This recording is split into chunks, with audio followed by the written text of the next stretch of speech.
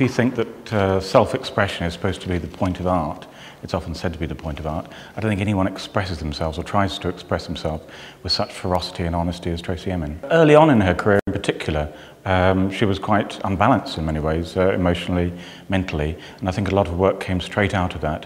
A lot of hostile criticism, a lot of very, very generous praise, particularly from people who aren't that familiar with the gallery. A lot of people, I think, coming into the gallery for the first time, enormous publicity connected with the show, which I really didn't expect. And do you think there's a deeper meaning behind every piece? Yes, some of it is really very, very direct, appallingly direct, embarrassingly direct in many cases. A lot of the work is quite embarrassing.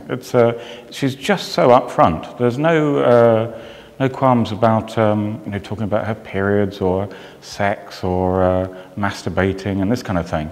And that's very, very unusual in art.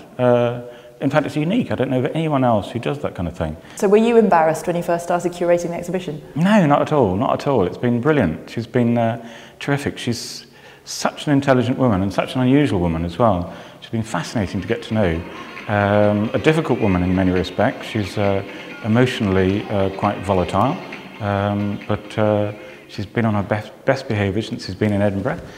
She's absolutely extraordinary woman. I've worked with many living artists on exhibitions here, and I've never met anyone like her. She's known for being argumentative and provocative. Would you agree with that? Totally, yeah, very. But it's good. I don't think I've won a single argument with her. And for someone who left school at 13, it's pretty impressive. Her spelling's appalling. People criticise her for bad spelling.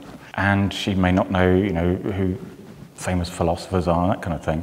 But who cares? It's her experience she's dealing with, not someone else's. She's had a lot of bad publicity in the past, a lot of criticism of her exhibitions, of small shows that have charted the last year or two of her work. But this show is 20 years of her work. It's the whole career. It's her. It's the whole career, and it's all about her. And if someone comes in and slags it off, and doesn't really pay attention, doesn't look at it, there was someone on the radio yesterday who was slagging it off and said he was so fed up that he'd left after, sort of early on in the exhibition. That's not how you should see an exhibition. You've got to go around the whole thing. You've got to think about it. I don't mind people criticising her or the show for rational reasons, but I think a lot of it has become quite personal and quite dirty. I think insecurity is the key in a way to her work, and that, for example, at the private view at the opening, she needed to be surrounded by her friends. She's really keen to have sort of comfort, support. She takes criticism quite personally. She's going to, I think artists do. Artists want to have their work liked. But at the same time, artists want to have their work seen. I don't think she's the kind of artist who'll ever truly be content.